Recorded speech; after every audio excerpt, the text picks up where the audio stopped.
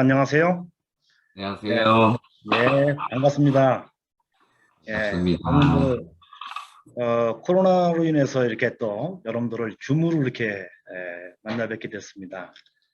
예, 딱 1년 만에 제가 다시 이렇게 여러분들을 뵌 것 같아요. 이 특강으로. 1년 전에는 제가 그때는 블록체인에 의한 부동산의 변혁이라고 아마 그렇게 강의를 했던 것 같습니다. 그러니까 블록체인에 의해서 우리 부동산은 어떠한 변화가 또 발전이 있을 것인가에 대해서 얘기를 했는데, 우리 조덕훈 교수님로부터 또 특강을 또 이렇게 좀 했으면 좋겠다 해서 이번에는 어떤 내용으로 특강을 할까 하다가 요즘에 가장 따끈따끈한 이슈죠. 그래서 이제 코로나 상황이니까 이런 코로나 이후에는 우리 부동산에 어떤 변화가 있을 것인가. 또 하나의 또 이슈는 메타버스입니다. 메타버스가 요즘에 엄청나게 뜨죠. 그래서 이런 메타버스의 시대에 있어서 또 부동산은 어떤 변화가 있을 것인가. 이런 두 가지의 그 이슈가 우리 부동산에서 앞으로 크게 이렇게 또 대두되고 또 이렇게 공부를 하시는 여러분들 입장에서도 이런 것을 또 한번 생각해 볼 수 있는 그런 시간을 갖는 것이 상당히 의미가 있겠다. 이렇게 해서 막상 주제를 정했어요. 또 개인적으로는 저도 사실 궁금합니다. 이게 코로나 이후에는 어떻게 부동산이 변할 건지, 또 메타버스라는 것이 우리 부동산하고는 어떤 연관성이 있을 것인지 하는 것이 궁금해서 저도 공부를 할 겸, 그래서 이건 좀 흥미로울 것 같아서 했는데, 준비를 하면서 후회도 좀 많이 했습니다. 제가 왜 이런 주제를 정해가지고 이 고생을 했는가 싶기도 하고요. 작년에 했던 뭐 블록체인에 의한 그 부동산의 변형, 이거 뭐 이번에 와서 해도 뭐 크게 문제 없을 건데, 그러면 뭐 그냥 와서 얘기만 하면 되는데 왜 이걸 굳이 내가 이걸 했을까 하고 참 스스로 참 많은 생각을 했습니다. 또 이것도 역시 내 운명인가 싶기도 하고 그래요. 하여튼 뭐 오늘 그래서 이건 나름대로 이렇게 쭉 준비를 하면서 예, 뭐 나름대로 또 재미도 있고 해서 한번 오늘 그런 말씀 한번 드려보겠습니다. 자, 그래서 이제 세 꼭지를 제가 준비했어요. 첫 번째 꼭지는 뉴 노멀, 뉴 노멀과의 부동산은 어떤 연관성이 있는가. 두 번째로는 이제 포스트 코로나, 세 번째는 메타버스 시대의 부동산은 어떤 변화가 있을 것인가. 자, 이런 세 가지 꼭지를 가지고 오늘 말씀을 드리겠습니다. 사실 제가 이제 준비를 하면서 보니까 이거 오늘 저 포스트 코로나나 메타버스랑 각각 한 시간 한 반 정도는 해야겠더라고요. 충분히 하려면은. 근데 뭐 오늘 시간이 저한테 주어진 시간이 한 시간 20분 정도 되는 것 같습니다. 그래서 이건 앞부분에서는 짤막짤막하면서 간단간단하게 넘어가고 부동산의 변화 위주로 이렇게 말씀을 드리겠습니다. 자, 이렇게 이제 지금 다양한 이슈가 많이 있죠. 4차 산업혁명이라든지 또 이런 혁명에 의해서 디지털 전환이 이루어지고 또 인구가 감소한다고 해서 많은 걱정을 하고 있죠. 특히 우리나라 같은 경우에는 세계 어느 나라 국가보다도 출생률이 낮습니다. 2020년으로 보면은 0.84까지 내려갔어요. 지금 대략 인구가 유지가 되려면은 1.3 정도는 돼야 된답니다. 1.3에서 이 아니고 뭐 0.98에서 0.91에다가 작년에는 0.84까지 내려갔습니다. 그래서 이건 인구가 세계 어느 나라보다도 감소를 하고 또 고령화가 이루어지고 고령화도 우리나라가 지금 전 세계에서 가장 빠르죠. 자, 이런 이제 인구에 대한 문제, 이런 것들이 크게 이슈가 되고 있고, 또 뭐 이런 싱귤러리티라고 해가지고 특이점이 이게 앞으로 이제 2045년 다가온다 해서 제가 강의 시간에 그런 말씀을 드린 적이 있을 겁니다. 이런 것들도 많은 이제 우리 미래의 변화에 그런 많은 변화를 주게 될 것이고요. 자, 또 뭐 지금 여러분들하고 저하고 이렇게 직접 대면하지 못하고 이렇게 코로나 상황으로 해서 하는 것이 바로 이제 이런 이제 그런 팬데믹이죠. 또 팬데믹뿐만 아니라 다양한 그런 또 사건들이 있습니다. 그래서 그런 이제 엑스 이벤트 이런 것들이 또 많은 이슈가 되고 있고 또 우리 부동산 쪽에서는 지금 크게 이슈가 되는 것이 이제 프로테크입니다. 그래서 이제 프로테크에서 다양한 그런 부분들이 부동산의 변화도 있고 자, 이런 것들이 바로 이제 우리 부동산 쪽에서 크게 이슈가 되는 그런 게 것이다 이렇게 볼 수 있습니다. 자, 지금 뉴 노멀이라고 한다면은 지금 우리 부동산은 지금 보면은 그 뭐 공학적인 자연적인 물리적인 측면에서 또 기술적인 측면 또 경제적인 측면 법률적인 측면 이런 쪽에서 다양하게 영향을 받는 부동산은 이제 복합 실용 학문이다 이렇게 얘기를 하고 있습니다. 그래서 앞에서 제가 말씀드린 그런 그 다양한 그런 뉴노멀이라고 할까요? 그런 커다란 이런 이슈들이 전부 다 영향을 받는 거죠. 그래서 저는 개인적으로 이런 영향을 받는 다양한 이슈들이 우리 부동산 쪽에서는 앞으로 어떻게 변할 것인가, 우리 부동산은 앞으로 미래에 어떤 변화가 있을 것인가, 이런 것에 참 관심이 많습니다. 그래서 지금 제가 이제 지금 장기적으로 연구를 하고 있는 것들이 이런 이제 국토나 부동산 분야라든지 또 사회 인구 변화 이런 관련되는 분야, 그다음에 경제 기술적인 분야 이런 데서 다양한 연구들이 되고 있는데 좀 방대하지만 이런 연구들이 우리 부동산 쪽에 어떤 변화를 줄 것인가 이런 거에 대해서 지금 제 나름대로 관심을 가지고 지켜보면서 나름대로 고민도 하고 연구도 하고 그렇습니다. 오늘 여러분들하고 이제 할 얘기 두 가지는 바로 그 중에 한 부분이 되겠습니다. 그리고 작년에 했던 것들도 이제 그 한 부분이 될 것이고요. 그래서 약간 이런 것들이 이제 우리 부동산 쪽에 앞으로 중장기적으로 많은 영향을 이게 주게 될 것이기 때문에 이런 것들이 이제 부동산 쪽에서 중요한 부분이 아닌가 이렇게 생각이 됩니다. 특히 4차 산업혁명이라는 것은 지금 제가 그 특징을 급진적이고 파괴적이고 융복합적인 그런 특징이 있고 그래서 이제 그 다양한 그런 기술들이 이 4차 산업혁명에 의해서 초연결되고 또 초지능되고 또 초실감, 초신뢰되는 그런 특징이 이제 4차 산업혁명 시대에 우리가 이루어지고 있어요. 이런 4차 산업혁명 시대에 있어서 이루어지는 커다란 변화 중에 하나가 뭐냐면 이제 디지털 전환이라고 얘기하고 있습니다. 그래서 다양한 분야에서 디지털 전환이 이렇게 이루어지고 이런 디지털 전환에 의해서 이루어지는 현상 중에 지금 보면은 세계 가장 그 시가총액이 많은 그런 기업들 10위까지를 이렇게 보면은 거의 대부분 IT 쪽에 또 아니면은 이제 플랫폼을 운영하거나 아니면 데이터를 그걸 운영하는 그런 기업들입니다. 뭐 보면 3위가 이제 사우디 아람코라든지 아니면 7인가요? 7, 8이네요. 버크셔 해셔웨이 이 두 가지만 빼고는 다 그런 기업들이죠. 과거에 보면요. 과거에 보면은 이런 기업들이 아니고 제조나 아니면 금융, 석유 이런 데 관련되는 그런 기업들이 세계 1위부터 10위까지 찾았는데 이제 디지털 전환에 의해서 이런 변화가 지금 있는 것 같습니다. 그래서 이제 디지털 전환에서 모든 분야들이 좀 다 이렇게 변화가 되고 발전되어 간다 하는 것이고요. 자, 이런 이제 4차 산업혁명에서 지금 현재 각 국가는 어떻게 대응해야 될 것인가 하는 거에 대해서 많은 고민을 하고 많은 정책이 지금 이제 추진되고 있습니다. 우리나라 같은 경우에는 이제 여러분들 잘 아다시피 이제 그 한국판 뉴딜로 해서 지금 그 안에 이제 디지털 뉴딜과 그린 뉴딜 이런 두 가지가 의해서 지금 추진되고 있고 또 유럽연합이나 미국 아니면 중국 이런 국가도 마찬가지로 어떻게 하면은 이런 4차 산업혁명 시대에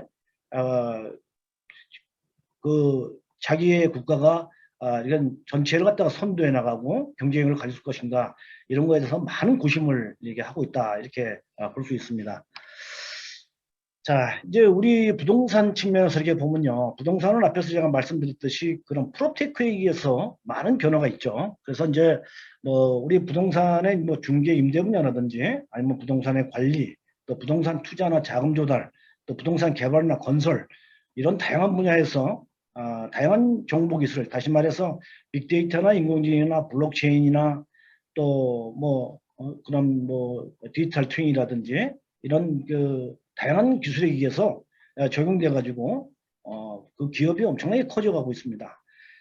그래서 이제 그런 다양한 기업들이 부동산 쪽에서 이렇게 유니콘 기업으로 가입이 되죠. 뭐 유니콘이라고 하면 뭐 기업의 자산 가치가 한 10억 달러 이상 되는 그런 기업들이 많이 있죠. 전 세계에 지금 CB 사이트가 금년 한 7월 달에 발표한 내용을 보면요. 그러면은 762개의 그 유니콘 기업이 전 세계에 있다. 이렇게 얘기합니다. 그 중에서 이제 한 미국과 중국이 한 200개 이상씩 되고요. 우리나라에는 지금 11개가 있습니다. 유니콘 기업이. 근데 이제 중소기업 벤처기업부에서 최근에 발표한 거면은 부동산 쪽에서 그 직방이라는 데가 바로 유니콘 기업에 지금 해당이 된다. 그래서 이제 예비 유니콘으로 되고 있습니다. 그래서 최초로 우리나라에서 이제 부동산 쪽에 프롭테크에서 직방이 이제 되고 있고요. 이제 그다음에 이제 오늘의 집이라는 그런 것도 이제 거의 한 기업 가치가 한 8천억 정도 됩니다. 그래서 거기도 거의 이제 가까이 가는 그런 것으로 되어 있죠. 아무튼 이런 그 프롭테크에 의해서 지금 현재 급속도로 이렇게 발전해 가고 자산 가치가 올라간다.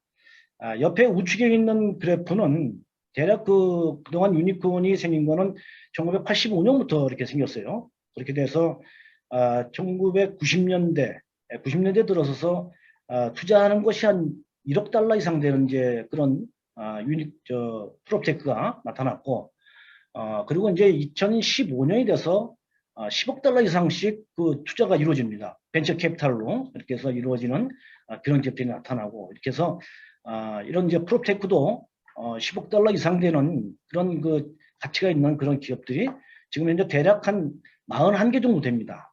예, 41개요. 예, 이렇게 돼서 이런 이제 4차 산업혁명에 의해서 우리 부동산 쪽에서도 그런 프롭테크에서 부동산 기업들이 그게 볼륨이 굉장히 커지고 이렇게 발전해 간다. 이렇게 볼 수 있다는 겁니다.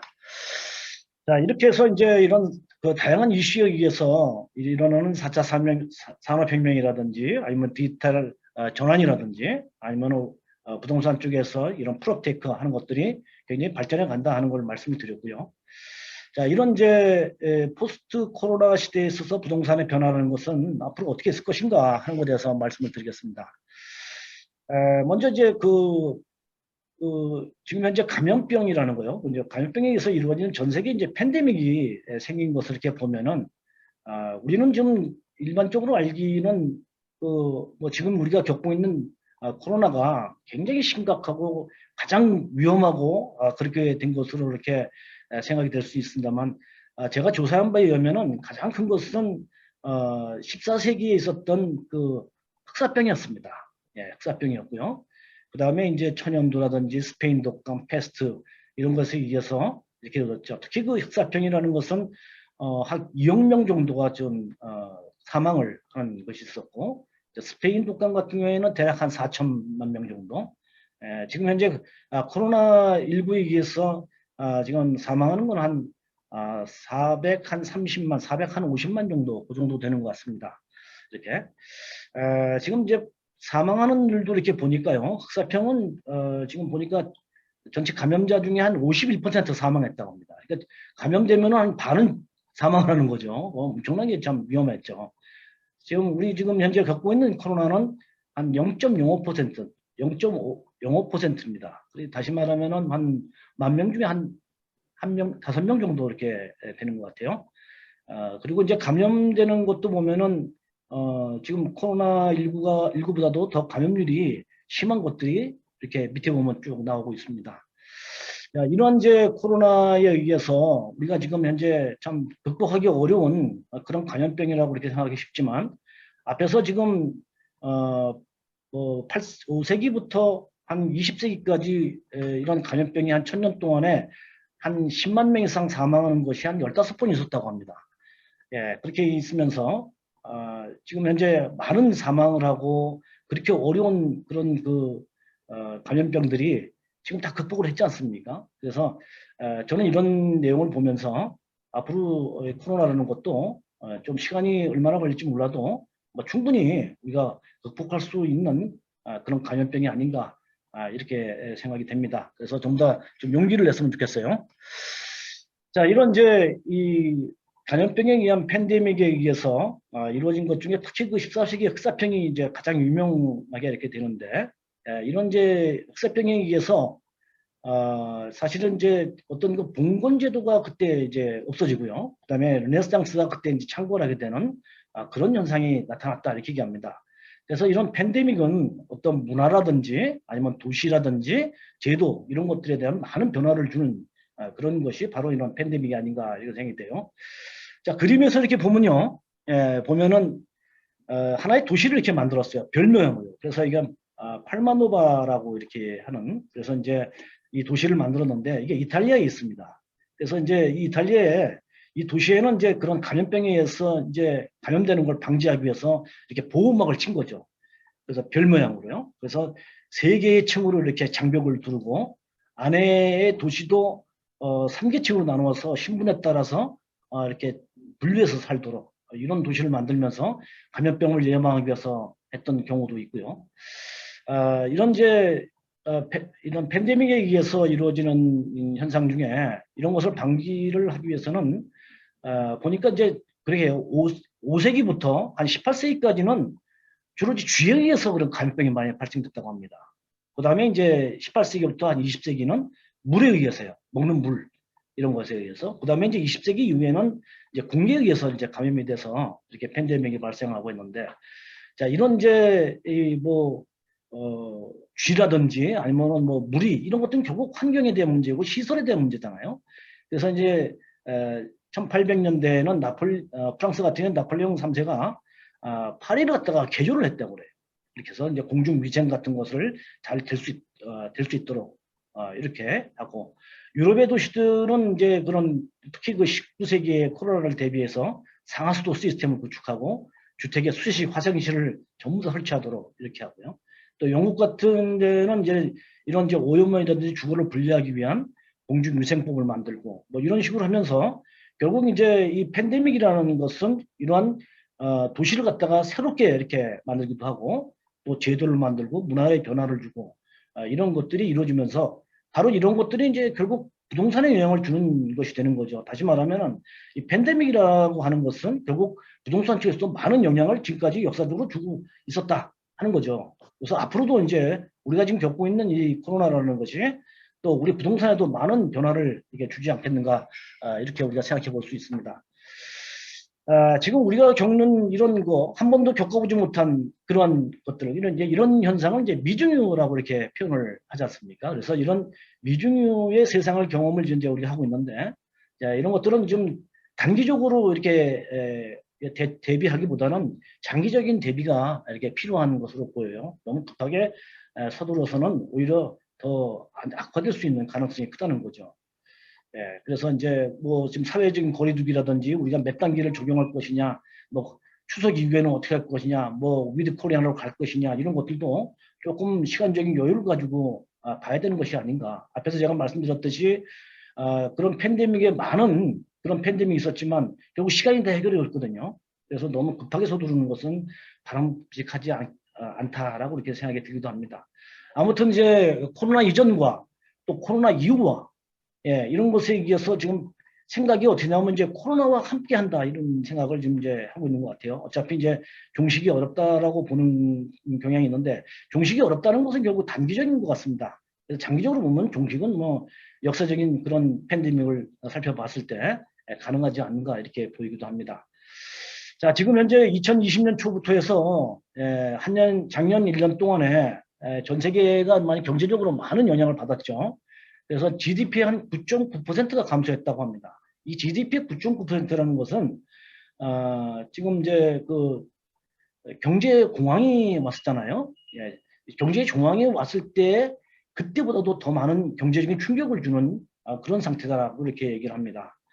그렇게 하여간 많은 그런 좀 영향을 받고 있는 그런 것이 지금 현재 코로나가 아닌가 이렇게 보이는데요.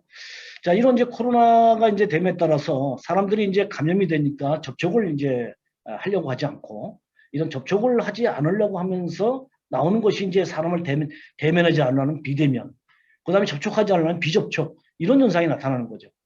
자, 이런 이제 비대면이라는 것은 다시 이제 뭐냐면은 이제 원격화를 한다. 그래서 주거나 아니면은 근무나 교육이나 그다음에 의료 이런 부분들이 전부 다 원격화가 이루어지고요. 그다음에 주거나 근무는 이제 평면화가 이루어지고 그러니까 이제 집약적으로 이렇게 되는 것이 아니라 평면화가 이렇게 이루어지고 공간 이용도 더욱더 확대되는 이런 현상이 현재 나타나고 있습니다. 자, 비접촉을 해야 되는 거예요. 그래서 이제 사람들이 이제 접촉하지 않고 뭘 만지고 싶지 않은 거죠. 만지면 감염이 된다고 생각하니까. 자, 그래서 이제 어쩌냐면 접촉하지 않고 하기 위해서는 이제 가상화 이런 것에 의해서 이 메타버스가 더욱더 발전해 가는 것이 바로 이런 코로나로 인해서 더욱더 촉매 역할을 하는 건 아닌가 이렇게 보이고요. 그다음에 이제 또 하나는 이제 무인화입니다. 사람들이 이제 어디 물건을 산다든지 카페를 간다든지 또 뭐 어떤 서비스를 받을 때 로봇에 의해서 받는다든지 이런 서비스에서 무인화에 의한 그런 서비스 혁신 이런 것들이 나타나고 있고, 또 이 온라인에 의해서 이루어지는 것이 이제 더욱더 가속화되죠. 오프라인이라는 것은 많은 위기를 지금 가고 온라인은 가속화되는 현상. 자, 이런 것에 의해서 말이죠. 자, 모든 것이 이제 언테크 되는 거죠. 언테크. 예, 그래서 이제 이런 언테크 되는 것을 하기 위해서 4차 산업혁명에서 지금 추진되고 있는 그런 디지털 트랜스포메이션이 더욱더 가속화가 이루어지는 이런 것들이 지금 현재 나타나는 현상 같습니다.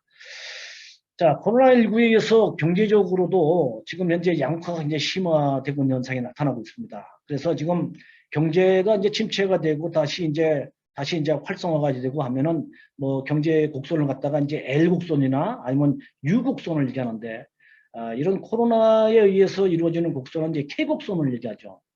그래서 이제 처음에는 이제 침체가 되다가 그러다가 이제 뭐 어떤 프로페셔널하고 다시 말하면 이제 좀 전문적인 것은 굉장히 그 극복을 해가지고 더욱더 발전해가는 그런 것으로 가고, 또 그렇지 않고 그 일반적인 것들은 계속 침체가 더욱더 지속적으로 이루어지는 이런 이제 K곡선으로 갈라지는 거죠. 이러면서 양극화가 더욱더 심화되는 현상이 나타난다. 이렇게 보이는 거죠. 개인으로 봐도요, 그런 이제 극복할 수 있는 그런 업종에 있는 사람들, 다시 말하면 이제 플랫폼을 운영하는 기업들, 예, 이런 기업들, 우리나라 같으면은 뭐 쿠팡이라든지 아니면은 뭐 우한 형제입니까? 그 배달의 민족, 이런 건 이제 플랫폼을 운영하는 기업들은 더욱더 커져가지 않습니까? 이렇게. 예, 그런 것들은 가지고. 그렇지 않고 이제 뭐 예를 들면은 그렇지 못하는, 극복하지 못하는 그런 것들은 더욱더 더 침체되는 그런 현상. 지금 이제 서울대에 있는 그 유기훈 그 교수가 얘기하는 4차 산업혁명에 따라서 우리는 이제 1기급부터 그런 이제 3기, 4계급까지 이렇게 된다고 하는 현상이 나타나는데, 이런 것들이 더욱더 심화가 되는 그런 현상이 나타나는 것이 바로 코로나의 영향이 아닌가 이렇게 생각이 됩니다. 자, 그래서 코로나에 의해서 원격 근무를 해가지고 비접촉하는 그럴 수 있는 그 노동자들 대략 한 전체 노동자의 한 35%, 다시 말하면 뭐 전문직이나 관리직 이런 쪽에서 충분히 뭐 원격으로도 충분히 극복할 수 있는 그런 계층이 나타나고요. 노동자도 또 한 30%는 뭐 의사나 간호사나 뭐 이런 재택근무가 가능하고 뭐 음식 배달원이라든지 이런 필수적으로 일을 하는 노동자들, 이런 것이 한 30%가 구분되고, 임금을 받지 못하는 이런 그 노동자들, 이건 뭐 원격으로도 안 되고요. 이런 것들이 한 25%. 그 다음에 이제 뭐 그 밑에 있는 그런 것들이 또 나머지 이렇게 해서 4개 계층으로 이렇게 분류가 된다. 이렇게 보입니다. 그래서 우리가 이제 이런 코로나를 극복하기 위해서는 위에 있는 이런 원격 근무가 가능하거나 그런 일을 할 수 있는 이런 쪽으로 우리가 생각을 좀 더 해야 하지 않을까 이런 생각이 들기도 합니다. 자, 가장 이제 코로나로 인해서 이제 이슈가 되는 부분이 뭐냐면은 코로나 상황에 따라서 지금 재택근무가 지금 많이 이루어지고 있는데, 코로나가 끝나고 난 다음에도 재택근무가 많이 될 것인가 하는 부분이 우리 부동산에도 많은 영향을 줄 수 있을 것 같아요. 그래서 과연 그것이 얼마나 될 것인가 하는 것에 대해서 이렇게 나름대로 이렇게 조사를 해보니까 미국 같은 국가는 코로나 이전에는 재택근무하는 것이 한 20% 정도 됩니다. 재택근무를 하거나 아니면 일부를 하거나 이렇게 하는 것이 한 20% 되는데, 이 코로나가 되면서 급속도로 늘었죠. 한 60, 한 70% 가까이 이렇게 이제 전체 인원이 그 정도로 늘다가, 그러다가 이제 코로나가 이제 어느 정도 되고 난 다음에도 다시 옛날로 돌아가는 것이 아니라 상당수가 말이에요. 적어도 한 50% 이상이 재택근무를 하게 될 것으로 이렇게 전망을 하고 있습니다. 이렇게. 우리나라 기업도 보면은 뭐 대기업이나 중견기업이나 이런 중소기업이나 이런 것들이 한 50%가 지금 이제 재택근무를 하고 있어요. 근데 재택근무를 하면서 하는 인식들이 뭐냐면은 상당히 업무가 개선이 되고 좋아지고 있다 하는 것으로 좀 이렇게 한국은행에서 발표한 자료에 보면 이렇게 나오고 있습니다. 결국에 코로나가 끝나도 말이죠. 결국에는 재택근무로 상당수가 가게 된다 하는 것을 이제 얘기하는 것 같습니다. 하나 예를 들어서 말이죠. 미국 같은 국가에서는 뭐 우리가 아는 아마존이라든지 아니면 구글 이와 같은 기업들의 상당수가 말이죠. 재택근무를 합니다. 근데 재택근무하는데 그냥 재택근무를 하는 것이 아니라 그 연봉의 한 20%를 삭감을 하는 조건에도 재택근무를 하겠다는 인원이 그렇게 많다고 합니다. 그러니까 사실 근무를 하는 것도 재택근무를 굉장히 원한다는 거예요. 예, 그리고 또 재택근무를 하면서도 업무의 효율성이 그렇게 떨어지지도 않다는 것이 지금 현재 많이 증명도 되고 있고, 결국에는 코로나 이후에 재택근무가 상당히 될 것이다 이렇게 볼 수 있다. 또 국내에도 마찬가지로 많은 대기업들이 이제 재택근무를 이렇게 하고 있어요. 그래서 한국경영자총협회에서 발표를 한 자에 의하면은 조사를 해보니까요, 대기업의 한 50%의 인원이 재택근무가 확산이 될 것으로 이렇게 전망을 한다. 이렇게 얘기를 하고 있습니다. 자, 그리고요, 또 하나는 뭐냐면 이제 이 온라인에 의한 그런 유통이 크게 확대해가고 있다는 거죠. 그래서 유통업체를 이렇게 보니까 2020년 5월 달에 그 1년 전과 이렇게 비교해 보면은 대략 한 10% 정도 가까이가 오프라인은 감소를 하고요. 오프라인 감소하고 대신 온라인이 한 12%, 한 13% 정도가 온라인이 더욱더 증가하고 있는 현상. 이런 것들이 좀 나타나서 지금 O2가 아니고요. 온라인 투 오프라인이 아니고 온라인 포 오프라인. 온라인 포 오프라인이라면은 결국에는 오프라인을 온라인으로 대체한다 이거죠. 그렇게 돼가는 것으로 지금 되어가는 것으로 이렇게 보입니다. 자, 소비자에 대한 것도 온라인에 의해서 말이죠. 말해서 재래시장이다. 재래시장도 마찬가지로 이런 그 온라인에 의해서 이런 이제 판매를 하는 그런 것들이 더욱 늘어가고 또 50대 이상도 온라인 쇼핑이 이제 증가하죠. 전에는 50대 이상은 뭐 스마트폰을 뭐 물건을 갖다가 온라인을 구매를 하고 하는 것들이 번거롭고 어려워서 안 했지만 이 코로나 되다 보니까 어쩔 수 없이 이렇게 할 수밖에 없는 거죠. 물건을 사고 또 뭐 음식을 배달해 먹고 이런 것들이 반강제적으로 할 수밖에 없다 보니까 이렇게 증가를 하고 있다는 겁니다. 또 라이브 커머스가 많이 증가하고요. 뭐 라이브 커머스 하면 이따가 말씀드릴 거예요. 뭐 구독 경제라든지 이런 것들은 좀 더 자세하게 말씀을 더 드리겠습니다. 자, 결국에는 뭐냐면은 이런 이제 플랫폼에 운용을 하는 그런 기업들, 플랫폼 그런 것에 의해서 공급자와 수요자가 거기서 이제 만나게 되고 그리고 만나게 되는 그 접점이 바로 이제 플랫폼이 운영이 된다는 거죠. 이런 것에 의해서 이런 것에서 모든 것이 공급이 되고 또 그런 것을 소비하게 되고 이런 것이 이루어지고요. 아까도 말씀드렸지만 이런 그 지금 코로나 이전에는 이런 MZ 세대가 주로 그런 것을 이제 온라인에 의해서 이루어진 것이 되었다면은 이런 것들이 이제 그 이후의 세대, 예세대까지 더욱더 확대해가는 이런 것으로 되어가고 있습니다. 자, 우리가 과거에 코로나 이전에 보면요, 공유경제가 굉장히 이제 뜨고 있다 하는데 지금 공유경제는 지금 예를 들어서 차량을 공유한다든지 아니면은 뭐 우버에 같이 뭐 방과 집을 공유한다든지 이런 것들은 이렇게 이제 감염의 우려가 있다 보니까 침체가 되고요. 그런 것들은 침체가 되고 오히려 이제 공유 주방 한다든지 공유 킥보드 이와 같은 것들이 이제 더욱더 이제 더 뜨는 이런 것으로 되고 자, 구독경제라는 것이 급상승하고 있다. 이렇게 얘기를 합니다. 구독경제하면 우리가 뭐 신문, 잡지 구독하는 것을 생각할 수 있는데, 신문, 잡지뿐만이 아니고요. 우리가 이제 생활을 하면서 세탁 서비스를 받는다든지, 아니면 자동차를 갖다가, 사용한다든지, 아니면 건강 같은 것을 한다든지, 아니면 영화 같은 것을 하는데, 일정 금액을 갖다가 이렇게 매달 지급을 하면은, 그 기간, 월마다, 월이라든지, 뭐, 연이라든지, 그 기간 동안에 계속 내가 원하는 것을 갖다가 이렇게 이용하고 서비스를 받을 수 있는 그런 것들이 굉장히 크게 돼서 이런 것들이 하나의 이제 구독 경제가 형성된다는 겁니다. 이런 것들이 이제 코로나로 인해서 많이 이제 증가하고 있고요.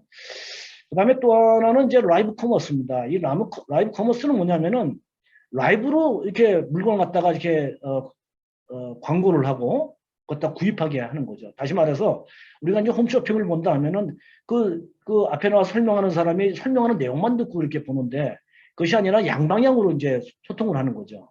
그래서 이제 보다가 내가 이제 뒷면을 보고 싶다. 아니면 속을 한번 보고 싶다. 그러면 요청을 하면 그 속도 같이 보여주면서 이렇게 하면서 하는 그런 방식. 이것이 이제 라이브 커머스입니다. 그래서 이런 라이브 커머스가 그런 커머스에 의해서 굉장히 많은 그런 이제 판매 효과를 얻고 그렇게 되고 있어요. 제가 여러분들한테 이 라이브 커머스를 말씀드리는 것은 우리 부동산 쪽도 마찬가지로 그런 그 라이브 커머스에 의해서 중개를 한다든지 아니면 뭐 분양을 한다든지 뭐 이렇게 이런 것들이 충분히 이게 적용될 수 있다는 거죠. 구독 경제도 마찬가지입니다. 그래서 월마다 아니면 연내 이렇게 사용료를 내면은 뭐 계속 그 부동산에 관련되는 뭐 투자에 대한 컨설팅을 받는다든지 자문을 해준다든지 상담을 해준다든지 이런 것들도 구독경제도 우리 부동산 쪽에서도 앞으로 좀 나올 수 있는 충분히 나올 수 있는 그런 비즈니스라고 이렇게 보여져요. 자, 지금 현재 이제 코로나가 되다 보니까 실제로 이제 사람들이 생활을 이제 집에서 주로 하죠. 그래서 집에서 이제 집이라는 것이 그런 뭐 생활만 하는 것이 아니라 거기서 근무도 하고 또 강의도 듣고 여러분들 지금 집에서 강의를 들으시잖아요. 이런 것들을 하고 그다음에 뭐 운동도 하고 문화생활도 하고 이런 것들이 모두 다 이루어지는 이렇게 그러면서 거기서 이루어지는 경제 이걸 이제 홈코노미 이렇게 얘기하죠. 그래서 이제 이렇게 되는 이런 시대가 지금 코로나로 인해서 지금 사회의 변화가 아닌가 이렇게 보이고요. 자, 이런 코로나로 인해서 지금 현재 각 업종들이 어느 것이 뜨고 어느 것이 좀 지느냐, 어느 것이 더 굉장히 침체될 가능성이 크느냐 하는 것들이 있는데 이제 뜨는 것들은 보면은 뭐 배달이라든지 음식 배달이라든지 아니면 의료 분야라든지 아니면은 금방 보았듯이 전자상 거래 이런 것들이 굉장히 크죠. 뭐 아마존이 엄청나게 크지 않습니까? 우리나라 쿠팡이라든지 이런 것들이요. 반면에 지금 현재 질은 이 코로나로 인해서 많이 제한을 받아가지고 되는 것이 뭐 제조업이라든지 우리 부동산 쪽 이쪽에 이렇게 들어가는 것으로 이렇게 분석이 됩니다. 그다음에 뭐 항공이라든지 뭐 그런 이제 뭐 관광 이런 쪽이 있을 때는데 우리 부동산도 말이죠. 그리고 코로나로 인해서 많은 영향을 받는 부분이라고 이렇게 보입니다. 자, 과연 이제 주거용 부동산이 과연 코로나로 인해서 주거용 부동산이 어떻게 지금 되어가고 있는가? 우리나라 지금 부동산이 가격이 많이 오르지 않습니까? 참 천정이 뚫릴 정도로 지금 계속 올라가고 있는데 이런 현상은 세계적인 추세입니다. 보면은 여러 국가들에 대한 그런 이제 주택 가격 증가율을 이렇게 발표한 자료를 이렇게 보면요. OECD도 발표한 자료입니다. 보면은 터키 같은 국가는 지금 주택가격 상승률이 38.4%까지 됩니다. 우리나라는 굉장히 적은 편이에요. 한국은 맨 끝머리잖아요. 지금 이제 거기서 OECD 발표는 7.9%인데 제가 2000년 1월부터 2011년 7월까지 한국 부동산원에 들어가서 통계 자료를 가지고 이렇게 제가 계산을 해보니까 우리는 한 11.3% 정도 되더라고요. 아무튼 우리나라가 전 세계 국가로 봤을 때 그렇게 상승률이 높은 것은 아닌 것으로 이렇게 됩니다. 이렇게 되고요. 자, 이와 같이 주택가격이 상승하는 그 이유는 일단 금리가 낮은 거죠. 초저금리지 않습니까? 금리가 뭐 생각하는 것 이상으로 낮습니다. 그 다음에 이제 이 코로나 때문에 각 국가들이 이렇게 뭐 통화량을 엄청나게 증가하죠. 그래서 이제 양적 완화가 되고 있고 재정을 확대하고 또 재택근무를 하다 보니까 집이라는 것이 더욱더 중요하게 되고 필요성을 느끼게 되고 보유라는 것에 필요성을 느끼게 된다는 거죠. 그 다음에 이제 주택시장에 대한 그 수요와 공급의 불균형을 이루는 이런 부분들 있고 또 하나 우리가 주목할 수 있는 부분은 뭐냐면은 MZ세대입니다. 사실은 저 부동산 쪽에서 이 MZ세대의 성향, MZ세대의 특성 이런 것들을 좀 연구하는 것이 굉장히 중요해 보입니다. 미래 부동산에. 이 MZ세대의 여러 가지 특성 중에 하나가 뭐냐면요. 스스로 자기가 재테크에 대한 관심이 많고 또 이런 것에 의해서 행동을 옮기는 이런 특성이 있어요. 그러다 보니까 20대, 30대들이 지금 우리나라 주택시장에 막 지금 들어오고 있습니다. 과거 10년, 뭐 몇 년 전만 보더라도 사실 주택을 살 그럴 연령대가 아니었죠. 연령대가 아니었습니다. 20대, 30대가 무슨 주택을 산다고 생각을 했겠어요. 그런 건 아니지만 이 MZ세대 특성상 이런 것이 위해서 우리 부동산 쪽에 많은 이제 진입을 하고 이러니까 부동산 가격이 상승되는 그런 요인으로 이렇게 되고 있다는 겁니다. 자, 이러한 현상들은 과연 언제까지 그러면은 이 코로나가 그 종식이 되거나 앞으로 지속되는데 그럼에 따라서 앞으로 주택 가격은 계속 상승할 것인가 하는 부분에서는 저는 개인적으로 약간 좀 부정적으로 보고 있습니다. 그래서 사실 이제 지금 현 시점에서 뭐 많은 가격이 지금 상상 이상으로 올랐고요. 이런 부분은 좀 앞으로 좀 조심해야 할 그럴 그 시기가 아닌가 이런 생각이 저는 개인적으로 하고 있습니다. 또 하나의 그런 코로나로 인해서 지금 현재 그 오프라인 매장이 많이 감소하고 있어요. 2017년도부터 말이죠. 코로나가 생기기 전부터 미국 같은 국가는 이제 대형 마트나 백화점 이런 것이 수십만 개의 매장이 지금 현재 폐업을 이렇게 하고 있습니다. 또 소매 매장도 마찬가지고요. 2019년도에 보면은 뭐 오피스, 문구, 가전, 의류 이런 것이 20% 이상 이렇게 폐점을 하고 있어요. 우리나라도 마찬가지로 이마트가 2019년에 최초로 적자를 갖다가 하고 홈플러스나 롯데마트 이런 데도 지금 그 매장을 갖다가 대폭적으로 줄이고 있지 않습니까? 자, 이런 현상들. 그래서 이건 오프라인이라는 것은 이런 코로나 이전에도 온라인이 크게 이제 상승할 그럴 대세이기 때문에 그런 부분도 있지만 이 코로나로 인해서 더욱더 이 가속화가 되는 거죠. 그래서 이제 폐점이 가속도 급증할 것으로 이렇게 보이고요. 반면에 온라인에 의해서 이루어지는 그 언택트 마케트가 더욱더 급성장을 현재 하고 있습니다. 이미 아마존 같은 기업은 온라인 매출이 뭐 상상 이상으로 급증해서 10만 명 이상의 추가 고용을 현재 하고 있고, 뭐 코스트코 그런 물류회사를 갖다가 1조 원에 인수를 한다든지, 인스타카트라는 데는 이제 물건을 갖다가 이렇게 요청을 하면 온라인으로 전화를 하든지 뭐 인터넷으로 요청을 하면은 미리 이제 대신해서 사서 이렇게 보내주는 그런 퍼스널 셔퍼들이 한 30만 명을 이렇게 고용을 현재 하고 있습니다. 이렇게 이런 것들로 이렇게 봐서 앞으로 갈수록 오프라인은 침체가 되고 온라인으로는 가속화되는 더욱더 더 확대되는 그런 현상이 나타날 것으로 이렇게 보입니다. 자, 미국 같은 데 보면요, 가보면 이렇게 대형 그 매장들이 있죠. 쇼핑몰들이 어마어마하게 그 대기업 큰 그런 대형 매장들이 이런 것들이 전부 다 폐허가 이렇게 되고 있습니다. 이 그림에서 보는 바와 같이 아주 심각한 상황이 나타나는 거죠. 이렇게. 자, 그래서 이런 이제 상업용 부동산, 이런 이제 상업용 부동산의 가치는 갈수록 하락할 가능성이 크다. 이렇게 보여집니다. 특히 소매 유통 시장 같은 경우는요, 더욱더 이제 감소가 이렇게 될 것이고요. 그렇게 됩니다.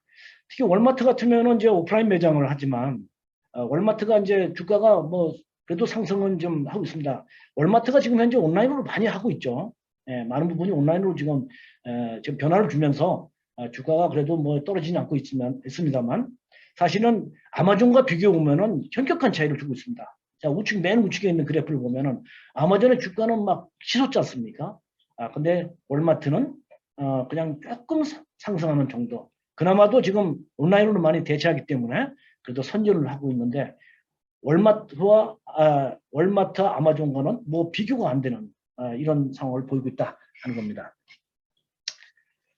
자, 또 하나는 이제 우리 프롭테크가 우리 부동산 쪽에서 이런 이제 코로나로 인해서 디지털 전환이 더욱더 가속화가 됨에 따라서 프롭테크는 더욱더 성장을 해서 부동산 쪽에서의 하나의 게임 체인저 역할을 할 수 있는 것이 바로 이 코로나로 인한 부동산의 변화가 아닌가 이런 생각이 듭니다. 자, 우리 이제 지금까지 말씀드린 그런 현상들을 쭉 한번 정리를 해서 우리 부동산 쪽에서 어떤 변화를 줄 것인가 하는 것을 한번 말씀드려 보겠습니다. 일단 이제 앞에서 제가 이제 재택근무라든지 이런 원격근무, 이 같은 이제 유연근무에 의해서 우리 부동산은 어떤 변화를 줄 것인가 한 걸 보면요. 먼저 오피스죠. 사무실 같은 경우에는요. 사실은 이제 많이 이제 재택근무하고 원격근무하면 사무실이 없어지지 않겠는가? 줄지 않겠는가? 이렇게 이제 생각할 수 있죠. 그러나 근본적으로 보면은 이 사무실이라는 것은 한 기업에 신입사원이 들어오면은 그 기업의 문화를 갖다가 이렇게 전수를 해주고 형성이 되고 또 많은 사람과 이렇게 토론을 통해서 어떤 새로운 뭐 아이디어를 내고 뭐 사업을 추진해가는 그런 협업하는 공간이 되고요. 또 전임자와 선임자가 서로 멘토링하는 그런 역할을 하는 그런 것이 바로 이제 사무실이죠. 기업의 사무실. 또 이런 기업들이 우수인재를 유치하려면요. 대부분 어디 하냐면은 아주 위치 좋은 곳에 갑니다. 우리나라로 치면 강남으로 가야 강남 지역에 사무실이 있어야 어때요? 우수인재 갖다 유치할 수 있지. 기업이 저쪽에 저 지방에 가 있으면은 안 가죠. 특히 그저 구글 같은 데도 마찬가지로 구글이라고 아주 세계 최고 되는 그런 기업들도 어떠냐 하면은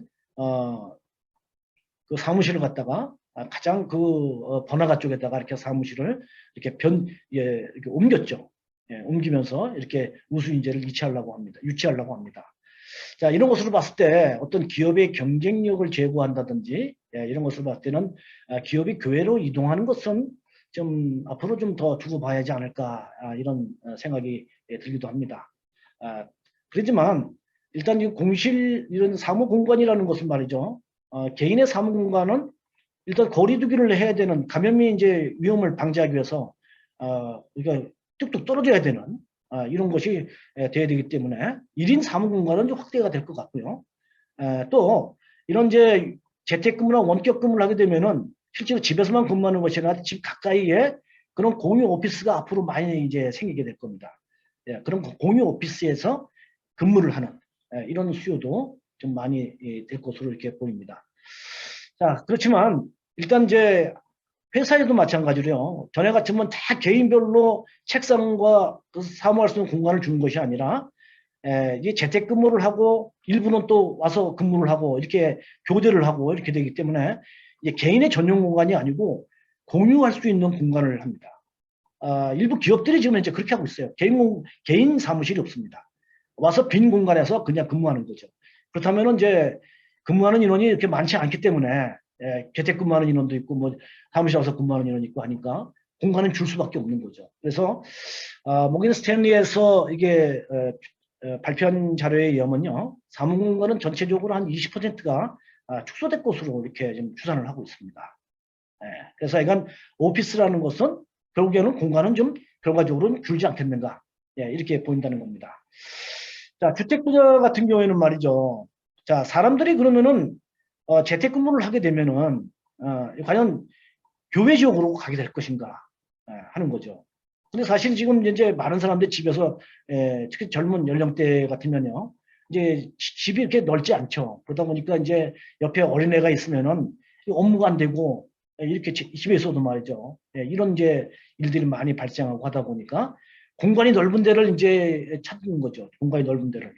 그러다 보니까 지금 현재 그 비용 가지고는 공간을 넓힐 수가 없으니까 결국에는 어디 가냐, 교외 지역으로 나갈 수밖에 없는 거죠. 뭐 이런 수 있는 유인되는 그런 효과가 좀 더 앞으로 좀 발생하지 않겠는가 이렇게 보이고요. 그러나 저러나 이건 뭐 이런 유연 근무가 확산은 될지라도 그 직원들의 그런 인프라적인 측면, 그러니까 다양한 그런 시설들을 이용하는 거죠. 도시의 시설들. 도시의 뭐 문화시설이라든지 뭐 교통이라든지 이런 이제 뭐 그런 것들을 이제 이용하는 거. 그래서 직원들이 뭐 업무하는 것만 보고는 교회로 갈 것은 제한적일 것이다. 이렇게 좀 보는 경향도 좀 있습니다. 그런 것도 있고요. 하여튼 그런 그 주거하는 공간 자체가 굉장히 쾌적한 공간을 이제 요구하게 된다. 공간적으로는 좀 넓어야 되고요. 그 다음에 이제 집에서만 주로 있다 보니까 답답하지 않습니까?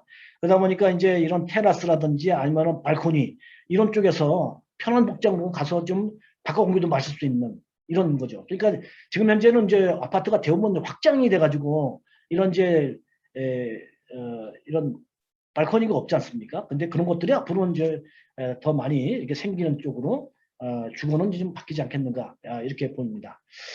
그 다음에 이런 공간을 활용하는 차원에서도 보면은 지금 현재 이제 그 칸막이식으로 이렇게 돼 있죠. 벽식으로.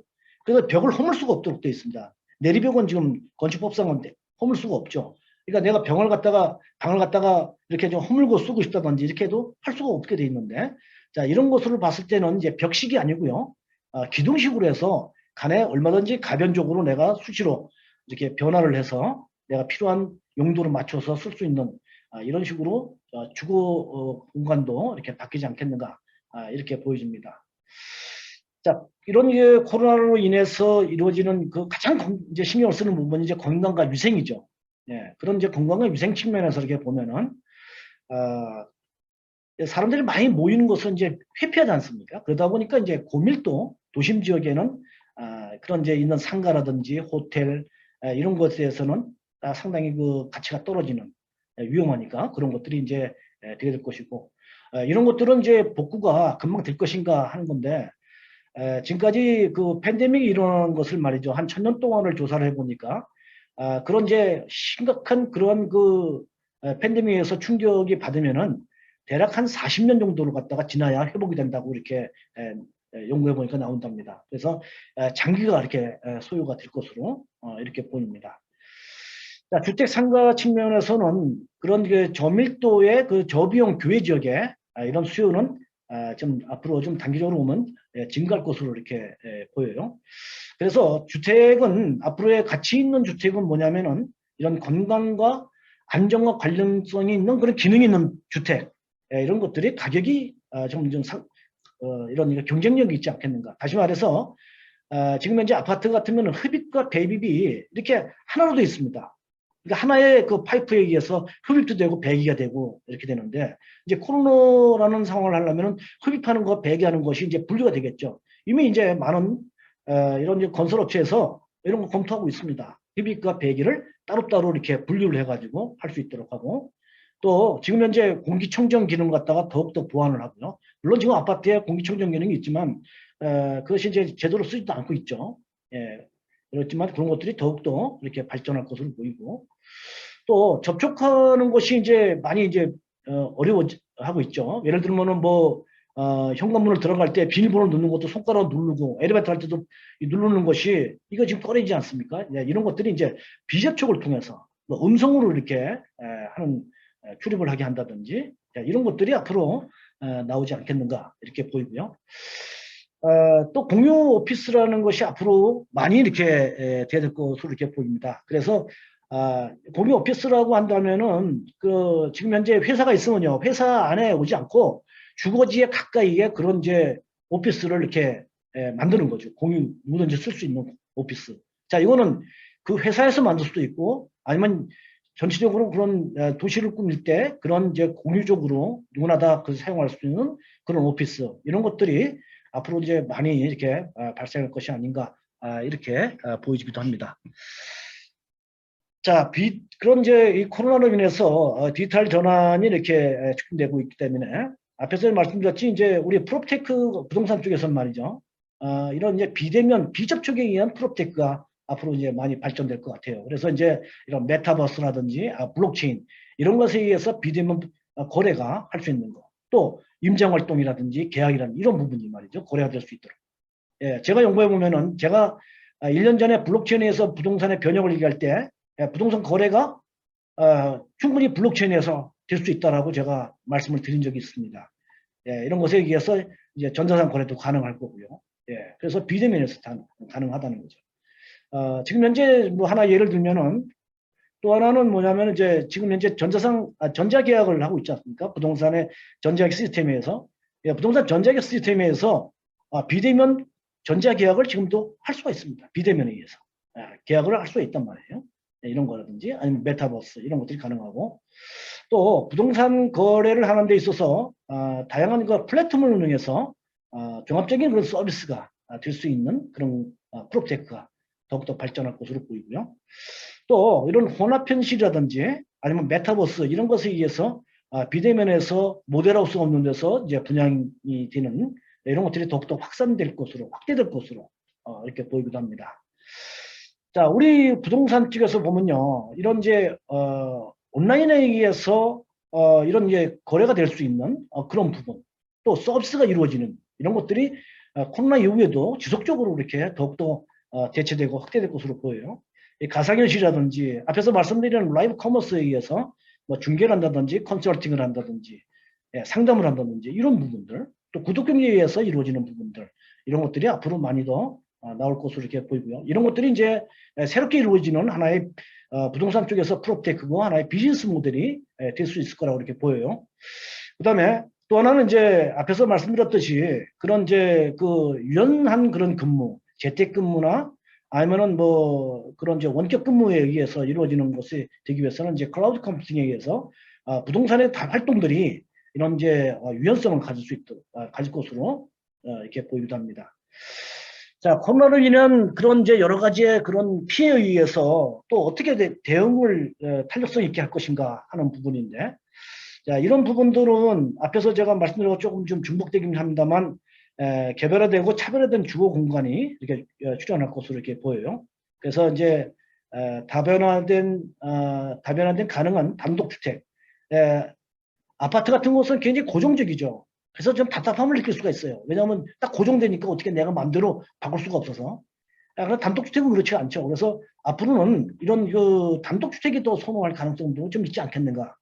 이렇게 보이고, 이제 발코니 이런 부분에 수요가 더 증가하고, 그다음에 이제 다양한 그런 용도실. 그래서 이미 이제 아파트 같은 경우에 지금 설계를 하면요, 알파룸이라는 걸 만들죠. 알파가 뭐예요? 어떤 곳든지 할 수 있는 그런 부분들. 그래서 그런 방들이 생기는 그런 현상들이 나타날 거고. 자, 주택 같은 경우에 이제 도시 외곽에 그런 넓은 공간을 이제 선택을 하고, 그래서 이제 도시는 점유율 평탄화 환경을 지향할 가능성이 있어 보입니다. 자, 그 다음에 또 하나는 뭐냐면요, 이런 이제 음, 도심 지역의 주거 공간에 이런 이제 뭐 오피스라든지 아니면 오피스텔 같은 경우에는 수요가 많이 줄 가능성이 있어요. 이런 것들이. 왜냐하면 이제 이런 그 비대면이 되고 이제 사람들이 이제 그 이게 집약되는 것을 이제 선호하지 않기 때문에, 자, 그러면 이런 그 공간들이 앞으로 주거할 수 있는 공간으로 활용될 가능성도 있다. 자, 영국에 있는 한 기업은요, 기업은 이런 것을 이제 연구를 해가지고 주거할 수 있는 공간을 어느 도시는 한 11만 가구 이상 주거할 수 있는 공간을 갖다 확보를 이렇게 해서 그리고 주택의 수요를 갖다가 이렇게 충족시키는 그런 정책을 해나가고 있기도 합니다. 이렇게 되고요. 그다음에 물류 창고하고 이렇게 배송할 수 있는 그런 토지들, 교외에 있는 토지들이요. 이런 것들에 투자할 전망이 좀 앞으로 더욱더 커져가지 않겠는가 이렇게 보입니다. 자, 우측에 제가 여러분들한테 이 지도를 하나 보여드리는데, 자, 이거는 뭐냐, 수도권 지역에 있는 수도권 외곽 순환도로죠. 지금 이 제1 외곽 순환도로가 지금 서울 지역부터 한 20km, 거기에 이제 외곽 순환도로가 있고, 제2 외곽 순환도로가 한 40km에서 한 50km에 떨어져 있는 데가 있는데요. 이미 건설이 좀 되고 있죠. 예, 추진되고 있는데, 자, 서울을 중심으로 해가지고 이런 제1 외곽과 제2 외곽 순환 고속도로하고 이 교차되는 그런 지점들, 이런 지점들이 바로 이 물류를 할 수 있는 좋은 지역이 아닌가. 또 외국에 있는 그런 그 공장들이 우리나라로 들어오는 이 리쇼링 현상이 일어날 때, 이런 것들이 더욱더 확대될 때, 이런 공간들이 바로 공장 지역으로 쓸 수 있는 지역이 아니겠는가. 이렇게 보여집니다. 그래서 그렇게 교차되는 그런 지점에 있는 그런 토지들, 이런 것들이 앞으로 가치가 굉장히 상승할 것으로 이렇게 전망이 됩니다. 이렇게. 자, 그 다음에 앞에서 제가 여러분들한테 보여드렸듯이 온라인이라는 것이 갈수록 침체가 심화되고요. 가속화가 됩니다. 그건 뻔합니다. 그래서 이런 것들이 이제 오프라인이 더욱더 이제 가치가 하락하기 때문에 이런 부분들은 투자하는 것에 굉장히 신중해야 될 것 같아요. 이런 것들이. 그런 것들이 있어요.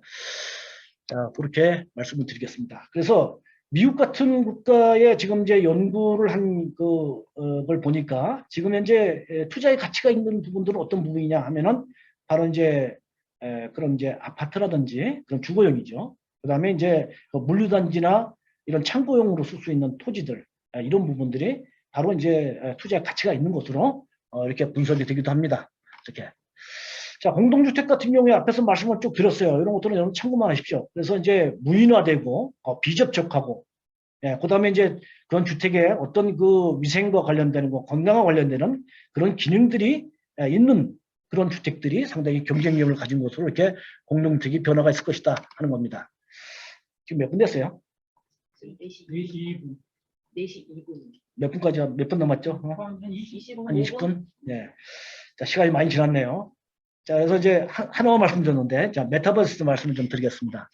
자, 메타버스는 뭐 지금 현재 우리가 있는 현실과 가상과, 또 그런 가상현실이 있고요. 그 다음에 이제 이 가상현실에서 현실까지 보일 수 있는 증강현실이라는 것이 있다. 그래서 이런 전체를 다 해서 이제 혼합현실, 이렇게 좀 믹스드 리얼리티 이렇게 얘기하고요.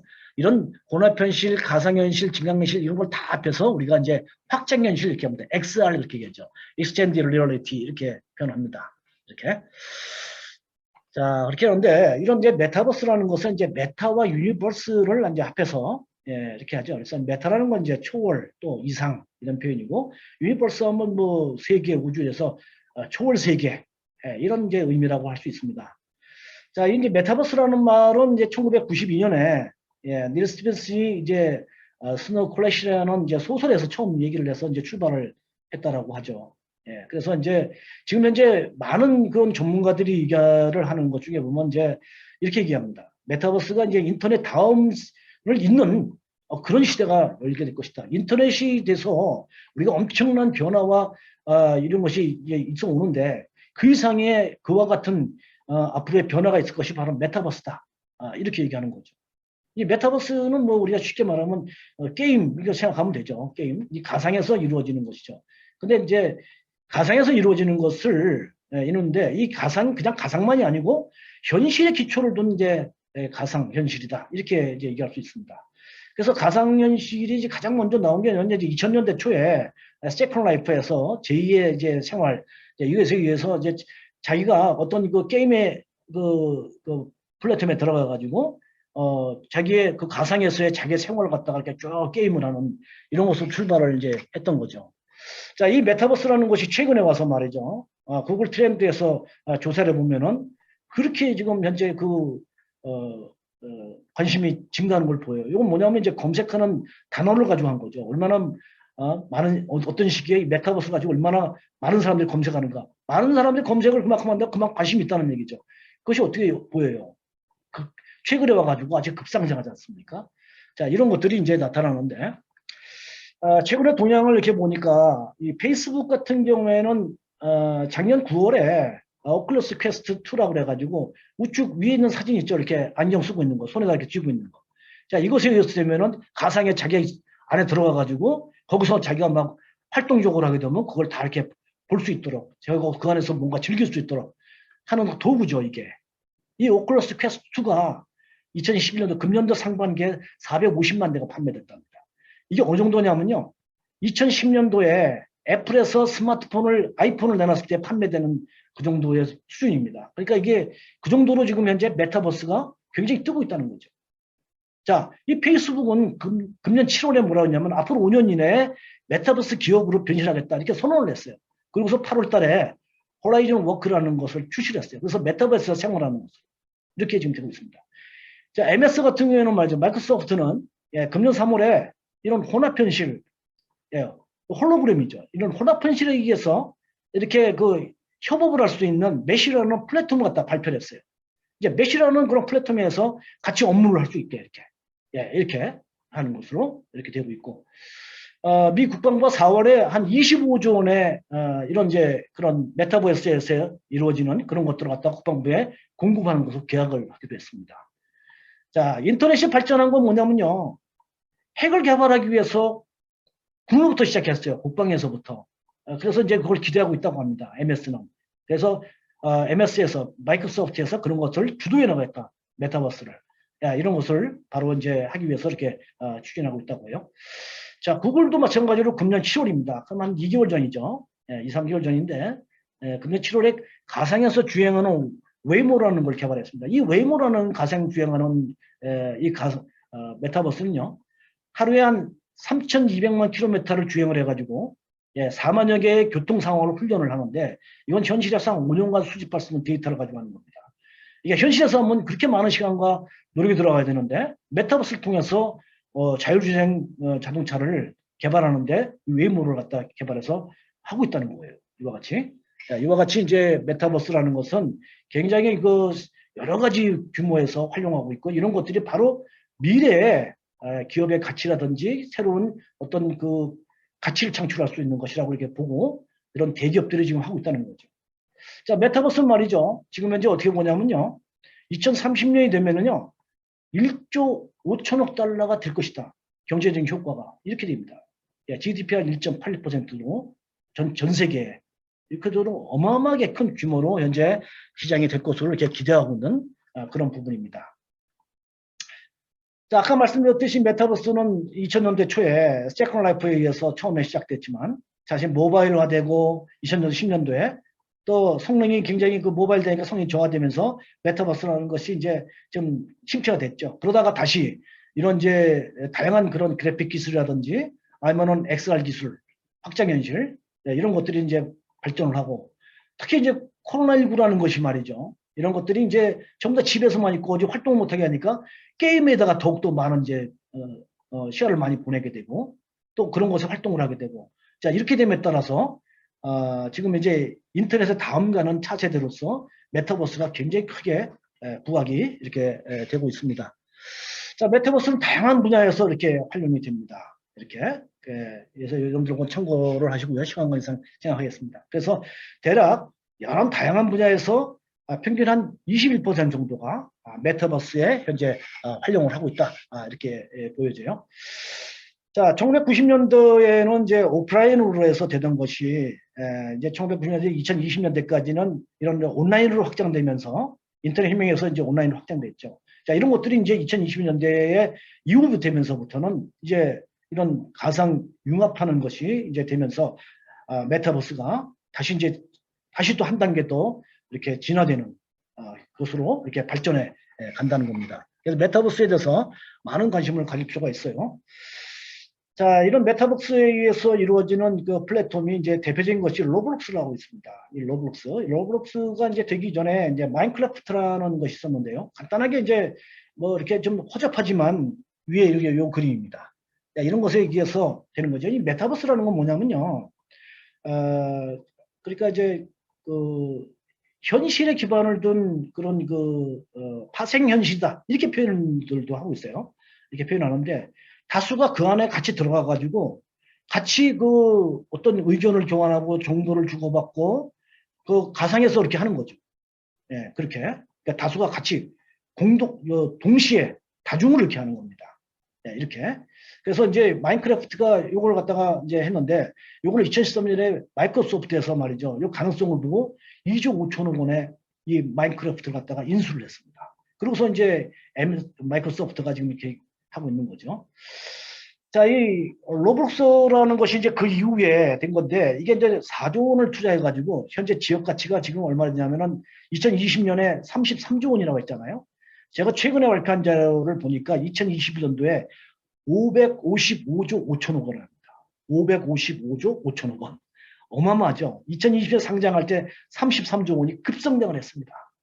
예, 그렇게. 자, 일일 사용량이 보니까 하루에 한 4,200만 명 정도가 이걸 로블록스로 갖다가 이용해요. 로블록스에 미국의 그 16세 미만 청소년들 한 50%가 가입을 하고 있고, 예, 여기에 더 많은 시간을 갖다가 실제 사용보다 더 많은 시간을 쓰고 있고, 예, 여기 이제 플랫폼이 있는데 이 로블록스라는 것은 딱 고정되어 쓰는 것이 아니라 그 안에 들어가가지고 내가 거기다 아이템을 갖다가 만들어낼 수가 있습니다. 자, 이걸 만들어낼 수 있는 것은 이제 그런 생산 플랫폼 스튜디오가 있는데 여기 한 800만 명의 그런 것을 만드는 사람들이 있어요. 그렇게. 그 사람들이 만들어가지고 이제 하는 거죠. 자, 그래서 여기에 있는 사람들이 한 127만 명이 연간 한 평균 우리 지금 한 1,000만 원 이상씩 번답니다. 그리고 한 300만 명이 1억 이상 여기서 거기서 아이템을 만들어가지고 하고 있다고 합니다. 구찌 있죠, 구찌. 구찌가 여기서 가방을 명품 가방을 갖다 판매했는데 얼마에 판매했느냐? 예, 4,111달러. 우리 치면 450만 원 정도 하죠. 실제 소도 아마 그 정도는 살 거예요. 근데 여기서 한정판으로 가상에서 구찌 가방을 450만 원짜리 판다 다 팔려가지고 그것을 가지고 판 것을 갖다가 누가 살려고 하면 그 이상 더 가치가 상승하고 있다고 합니다. 참 사실 우리가 보면은 상상도 안 되는 일들이 바로 이 메타버스에서 이루어지고 있다는 거죠. 이렇게. 또 하나는 이제 그 포트나이트입니다. 이 포트나이트라는 이 메타버스 플랫폼에서는요. 예, 여기서 실제로 이제 있는 것 중에 어떤 것이냐면 그 미국의 그 래퍼 있죠. 막 말을 중얼중얼 하면서 그 노래하는 거 있습니다. 이렇게 가사 위주로 노래하는 거. 예, 그것을 이제 래퍼 하는 가수를 이제 래퍼라고 하잖아요. 이거 래퍼 중에 아주 유명한 그 스캇이라는 그 래퍼가 있는데 이 래퍼가 작년 4월 달에 이제 코로나 때에서 이제 공연을 못 하니까 바로 이제 포트나이트라는 이런 플랫폼을 메타버스를 이용해서 공연을 했어요. 그래가지고 여기에 이제 접속해서 본 사람이 1,230만 명이랍니다. 실제로 이제 뭐 실제 공연을 하면은 많아야 뭐 한 10만 명 되지 않겠어요? 그래서 수익도 마찬가지로 한 250억 정도 이렇게 했는데 2019년도에는 이제 17억인가? 17억 정도를 벌었답니다. 예, 17억 정도. 2019년도에는 실제 공연을 해가지고. 근데 메타버스로 이렇게 작년에 해가지고 얼마나 냐면 270억을 벌었답니다. 수익을. 자, 우리나라 BTS도 마찬가지예요. 작년도에 다이너마이트라는 곡을 갖다가 바로 이제 포트나이트라는 데서 여기서 발표를 했죠. 사실 이제 BTS가 이렇게 지금 세계적인 그런 그런 그룹이 아이돌이 되기 위해서는 말이죠. 데는 유튜브가 큰 역할을 했죠. 근데 유튜브 갖고 지금 안 되고요. 이런 메타버스를 갖고 한다는 거예요. 그래서 포트나이트에서 다이너마이트를 갖다 신곡을 발표해가지고 여기서 엄청나게 많은 인원들이 이렇게 공연을 보고 그래서 유튜브보다 더 많은 홍보를 받아가지고 바로 이게 BTS에서 지금 기업을 명칭을 바꿨어요. 하이브라고. 예, 하이브로. 그래서 여기서 이제 메타버스에서 플랫폼도 만들었습니다. 위버스라고. 그래서 앞으로 BTS라는 이 하이브라는 기업이 저는 빅테크였나? 예, 그런데 이건 좀 하이브라는 기업이 바로 이제 이런 위버스라는 플랫폼을 통해서 홍보를 하고 비즈니스를 하겠다. 이런 식으로 지금 이제 하고 있다는 거예요. 자, 선거운동할 때도 이렇게 메타버스를 많이 쓰죠. 예, 그래서 이제 이게 바이든이 선거 활동할 때도 이렇게 썼고, 우리나라도 지금 현재 지금 이제 대통령 선거를 지금 대선을 지금 이제 예선전을 치르고 있지 않습니까? 바로 이제 제파트에서 여기서 지금 현재 이런 이제 메타버스를 통해서 선거 운동을 하고 있기도 합니다. 자, 우리나라에서 하고 있는 이 제페토, 이 제페토에 투자한 것은 말이죠. 아까 했던 이거 하이브에서부터 이런 이제 뭐죠? 그런 엔터테인먼트 회사들 있죠. 그 세계 기업에서 한 50억 투자해서 시작을 했어요. 이제 네이버하고 해서. 이렇게 했는데 지금 현재 2020년 작년 말 기준으로 해서 한 2억 명이 10대 한 80% 정도 이게 가입을 했고 해외 이용자가 한 90% 정도 된답니다. 여기 이제 우리나라 걸그룹, 세계적으로 유명한 그런 걸그룹 있죠. 블랙핑크. 여기서 마찬가지 사인회를 갖다가 여기서 이제 이런 제페토에서 했죠. 그래서 한 4,600만 명이 참여를 했다. 이렇게 합니다. 자, 여기도 마찬가지로 많은 이제 요도 이렇게 하고 있어요. 우리 세종사이버대 자산관리학부도 마찬가지로 지금 이런 메타버스에서 하고 있지 않습니까? 이와 같이 이제 메타버스가 이런 많은 학교에서도 이렇게 지금 활동을 하는데 실제로 이제 코로나에서 하지 못하니까 이렇게 활용하고 있는 거죠. 자, 이런 부동산 쪽에서의 메타버스 이거 어떻게 활용될 것인가 이렇게 보면은 이 메타버스가 이제 뭐 건립을 이렇게 어떻게 세대를 구성하고 또 배치를 어떻게 할 것인가 하는 부분 이런 것들 그 다음에 조경은 어떻게 할 것인가 이런 부분에서도 많은 부분들이 이렇게 메타버스가 활용되고 있습니다. 자, 그 다음에 부동산의 그런 측량을 한다든지 설계를 한다든지 개발을 하는 쪽에서도 이 가상현실이 이용되고 있고요. 자, 중국의 중개하는 기업 중에 말이죠. 지금 현재 기업 가치가 한 140억 달러 되는 그런 이제 기업이 있어요. 베이크 자오팡이라고. 여기서 마찬가지로 코로나에서 실제로 가서 볼 수가 없잖아요. 그러니까 어떻게 하면은 이런 VR에 의해서 홈투어를 통해서 이렇게 볼 수 있도록 이렇게 해서 지금 현재 코로나 이전에 비해서 이런 VR에 의해서 이렇게 볼 수 있는 것이 한 35배 정도 증가하는 현상을 나타날 정도로 이렇게 메타버스를 이렇게 활용하고 있기도 합니다. 자, 부동산 개발하는 쪽에서도 마찬가지로 이 메타버스가 활용이 되어서 개발이 이렇게 이루어지기도 해요. 자, 부동산 쪽에서 이 메타버스를 활용해서 이 거래가 이루어지기도 해요. 이건 이제 실제 거래가 아니고요.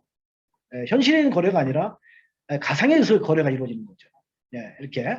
그래서 가상에 의해서 토지를 갖다가 가상에 있는 토지를 갖다가 구입을 하고 거기다 개발을 하고 거기다가 개발한 쪽에 건물을 짓는다면 건물에 임대를 하고 이런 식으로 해서 지금 현재 되어가고 있습니다. 특히 이런 NFT 방식에 의해서 그래서 이제 토지를 갖다가 이렇게 가상으로 매입하는 거예요. 업랜드라는 그 회사에 그 플랫폼 하는 기업에 거기에 들어가 가지고 토지를 매입을 할 수 있어요. 근데 매입하면은 그 증서를 주는 거죠. NFT 방식으로. NFT 방식이라는 거냐, non-fungible 토큰이라고 해가지고 대체 불가능한 토큰이라고 그래요. 그건 이따가 좀 말씀을 드리겠습니다. 하여튼 이렇게 가상에서 토지가 거래가 이루어진다. 자, 가상의 토지로 거래가 이루어지는 건 대표적인 게 뭐냐면 어스2라고 있습니다. 어스가 이제 지도죠. 그래서 어스2. 자, 이렇게 해서 전 세계 지도를 놓고 가로 세로 10m, 10m, 가로 세로 10m, 10m 되는 크기를 해가지고 토지를 전 세계 토지를 다 나눠가지고 요걸 판매를 합니다. 네, 누가 살까요? 많은 사람들이 산다는 얘기예요. 자, 이 수익률이 말이죠. 지금 우리나라 같은 경우 보면은 얼마가 됩니까? 우리나라에 그 한 35,000% 정도 수익률이 지금 되고 있습니다. 35,000%. 어마어마하죠, 수익률이. 그래서 전 세계에 있는 토지가 다 나눠가지고 이렇게 판매를 합니다. 자, 이렇게 해서 지금 어느 나라가 가장 그 토지를 많이 사는가 했더니 역시 어느 나라예요? 대한민국이죠. 왜 대한민국은 보니까 아마 토지가 협소하고 누구든지 그 토지를 소유하고 싶은 욕구가 다른 어느 나라보다 강한 것 같아요. 그래서 국적 불명한 것이 1인데 그걸 제외하면은 우리나라가 가장 많다. 그래서 대략 한 150억 정도가 현재 이 토지가 구입이 되어 있는데 이 토지가 계속 상승하기 때문에 토지를 이제 매입한 사람들은 상당한 수익률을 지금 얻고 있다는 거죠. 예, 이렇게 되는 토지가 있습니다. 자, 앞에 제가 이제 그런 토지가 구입이 매입을 하면은 그 이제 뭐 업랜드라든지 어스투라는 그 프로테크에서는 증서를 줘요. 그 증서가 뭐냐면 NFT 방식으로 준다는 거죠. Non-fungible 토큰 해가지고 대체 불가능한 토지입니다. 자, fungible 토큰 하면 대체 가능한 토큰이죠. 이건 뭐냐면 암호화폐를 갖다가 얘기하죠. 암호화폐는 어때요? 지폐로 이렇게 교환할 수 있잖아요. 대체할 수가 있죠. 이렇게 그러니까 지폐라고 할 수 있는데 NFT는 뭐냐면은 증빙할 수 있는 인증서다. 요거는 다른 거하고 대체할 수 없다. 자, 이래서 이제 대체 불가능한 토큰 NFT라고 이렇게 얘기합니다. NFT는 누구든지 할 수가 있어요. 내가 뭐 가지고 있는 어떤 파일이든지 사진이든지 이런 것들을 말이죠. 전부 다 NFT로 교환을 바꿀 수가 있어요. 그래서 NFT를 갖다가 이렇게 여기 이제 매트 매스크라든지 아니면은 크래프트 스페이스 이런 그 플랫폼에서 내가 거기에서 등록을 할 수가 있습니다. NFT 방식으로 NFT를 등록을 하고 또 그걸 갖다가 오픈시라든지 그 다음에 렐러브라든지 이런 데를 통해서 그걸 갖다가 거래를 하게 할 수 있습니다. 어떤 거고 다 할 수가 있어요. 이렇게. 자, 근데 이거는 말이죠. 하나밖에 없는 거죠. 이렇게. 자, 예를 들어서 말이죠. 이게 트위터의 창업자의 잭 도시는 말이죠. 최초에 자기가 트위터를 만들어 놓고 거기다가 트윗을 했잖아요. 안녕하세요라고 몇 자 썼겠죠. 요거는 요걸 팔았어요. 요거를 얼마에 팔았냐? 33억 원에 팔았다. 그거는 말이죠. 얼마든지 뭐 컨트롤 C에서 컨트롤 V 하면은 얼마든지 복사가 무한정을 될 수 있는데 무슨 가치가 있다고 하느냐 하는 건데 그거는 뭐냐면 NFT 방식으로 하면은 그것이 원본은 말이죠. 원본은 하나밖에 없이 도록 딱 만드는 거죠. 그걸 딱 하는 것이 희소 가치가 있기 때문에 이렇게 이제 된다는 얘기입니다. 예. 자, 그라임스라는 사람은 누구냐면은 이렇게 우리가 이제 테슬라라는 자동차의 창업자인 머스크 있잖아요. 머스크의 그 여자친구입니다. 예, 이게 이제 가수예요. 가수기도 한데 여기에서 이게 그림도 그린답니다. 이렇게. 그래서 거기서 이제 디지털로 그린 그림이 얼마에 팔리냐면 65억 원에 팔렸습니다. 이렇게. 비틀이라는 사람도 이게 이제 화가인데요. 디지털 화가예요. 근데 이 사람은 2017년도부터 5월 1일부터 매일 하나씩 그렸답니다. 예, 디지털로 그림을. 그래서 이거를 5,000일 동안 그린 그림을 전부 다 모아가지고 하나의 그림을 이렇게 만든 거죠. 이렇게. 근데 이게 얼마에 팔렸냐? 디지털 그림 중에 가장 비싸게 경매에서 팔렸어요. 얼마에? 780억 원에 팔렸습니다. 이렇게. 예. 우리나라의 이창호 구단이 바둑을 뒀잖아요. 누가 뒀어요? 예. 누가 뒀죠? 알파고요. 그죠? 예. 알파고 뒀을 때 한 판을 이겼잖아요. 한 판을 이기는데 분수 딱 뒀던. 예. 그 신의 한 수. 그걸 뒀던 그 파일. 그게 얼마에 팔렸느냐? 2억 5천에 팔렸습니다. 2억 5천만 원에. 이게 팔렸습니다. 예. 상상이 안 되죠. 이거 디지털로 돼 있는 거, 이거 뭐 얼마든지, 뭐 캡처해가지고 복사하면 무한정으로 나올 수 있는데, 뭐 그게 무슨 가치가 있다고 하느냐. 그게 아니라는 거죠. 네. 그렇게 해서 하나 되는 거는 NFT 방식으로 등록을 해놓으면은, 그건 하나밖에 없는 거예요. 다른 거를 복사해도 그건 원본이 아닌 것이 되니까. 그래서 그 희도 가치가 있기 때문에 이렇게 된다. 예, 이게 바로 이제 NFT라는 거죠. 사실 상상이 안 되죠. 예, 이렇게. 그래서 부동산에도 마찬가지로 이렇게 가상에 있는 토지를 갖다가 매입을 하면은 NFT 방식으로 하면 그 토지는 나밖에 안 갖고 있는 거죠. 나만 갖고 있는 겁니다. 그 토지는. 그러니까 가치가 있다는 거예요. 현실에 있는 토지도 우리 부동산의 가치가 올라가는 건 뭐예요? 희소 가치가 있기 때문에 가는 거예요. 근데 가상에 있는 토지도 하나밖에 없기 때문에 그것도 희소 가치가 있다. 자, 이런 것이 이제 앞에 업랜드라든지 얼스투라든지 또 이제 유명한 데는 디스젠틀랜드라도 있습니다. 자, 여기도 마찬가지로 이 랜드라고 그래요. 가로 세로 10평방미터 되는 것을 처음에는 한 7만 원에 이걸 거래를 했는데 이것이 지금 평균 한 70만 원 되고요. 한 10배 올랐죠. 최고로 비싼 거는 그 10평방미터짜리 하나가 지금 1억에서 2억에 거래가 되고 있습니다. 예, 상상이 안 되죠. 그죠? 예, 이런 것이 되고 있고 이 토지를 갖다가 이렇게 뭐냐면 그것도 개발을 합니다. 건물을 갖다가 또 가상으로 짓는 거예요. 가상으로 건물을 지면은 그 안에서 몰라요. 또 물건을 파는 데를 또 만들어 놓습니다. 그래서 그걸 임대를 할 수가 있어요. 이런 것을 발전해 갑니다. 그래서 앞으로 어떤 직업이 나오냐면요. 이런 그 메타버스에 의해서 그런 건물을 개발을 하고 또 거기에다가 그 안에 내부를 배치를 하고 이렇게 할 수 있는 건축가, 그 다음에 설계사, 그 다음에 이런 사람들이 이런 직업들이 나오게 될 겁니다. 그걸 얼마큼 잘 만드냐에 따라서 가치가 있게 되는 거예요. 그래서 이제 토지를 매입을 해가지고 가상의 있는 토지를 거기다가 이제 개발을 하고 임대, 이것이 현실인 것과 똑같이 이렇게 이루어지는 세상이 이제 오게 된다는 겁니다.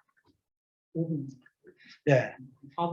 예. 그래서 이제 앞으로 말이죠. 이런 메타버스에 의해서 이런 프로젝트 거래가 이루어지고 개발이 되고 투자가 되고 중개가 되고 분양이 되고 또 인테리어가 이루어지고 이런 것들이 앞으로 다양하게 이 메타버스가 부동산 쪽에서 활용되는 메타버스 프로테크가 앞으로 많이 발전될 것이다.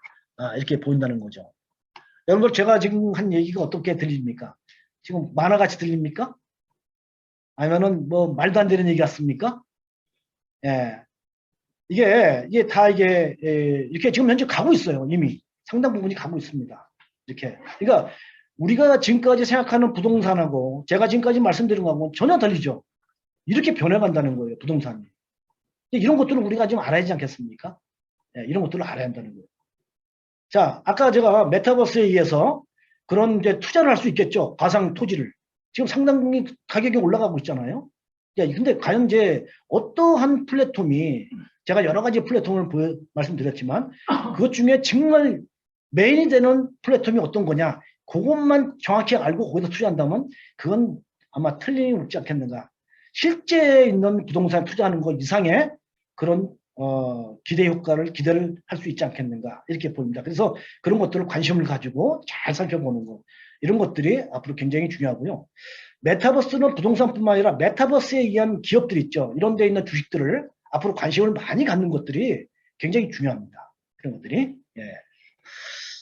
자, 그래서 지금까지 이제 말씀을 드린 세 가지. 그래서 이제 뉴 노멀이 이제 어떤 것이 있고 이런 것과 부동산이 어떤 것인지 또 포스트 코로나 이후에 부동산은 어떤 변화가 주택, 토지, 상업용 부동산 이런 쪽에 어떤 변화가 있을 것인가. 자, 이런 거에서 말씀을 드렸고요. 또 이 메타버스에 의해서 부동산에는 어떤 변화가 있을 것인가. 이런 거에서 쭉 말씀을 드렸습니다. 이렇게. 제가 이제 이 토마스 카라일의 쓴 말이 하나가 있어서 여기다 하나 써봤습니다. 길을 걷다가 돌을 보면은 약자는 그것을 걸림돌이라고 하고 강자는 그것을 디딤돌이라고 한다. 제가 이 말을 왜 썼냐면은 지금 코로나로 인해서 상당히 어렵고 힘들고 이렇게 되지만 이런 것들이 하나의 디딤돌로 보고 한 단계 더 일어날 수 있고 우리가 자극을 받아서 더욱더 발전하고 극복할 수 있는 이런 것이 되어야겠다는 그런 생각도 해볼 필요가 있고요. 우리 부동산 쪽에서도 한 단계 더 도약할 수 있는 발전할 수 있는 이런 것이 바로 지금 시점이 아닌가 해서 말씀을 드렸습니다. 자, 이렇게 해서 제가 이제 쭉 뭐 한 시간 반 동안 뭐 급하게 하느라고 뭐 짤막짤막하게 말씀을 드리면서 했는데 여러분들이 뭐 질문이 있거나 그런 것이 있으면은 나중에 그런 것들이 이제 이 경로를 통해서 질문하신다면은 그냥 답변을 드리도록 하겠습니다. 예. 어떻게 강의가 재밌었습니까? 네, 재밌었습니다.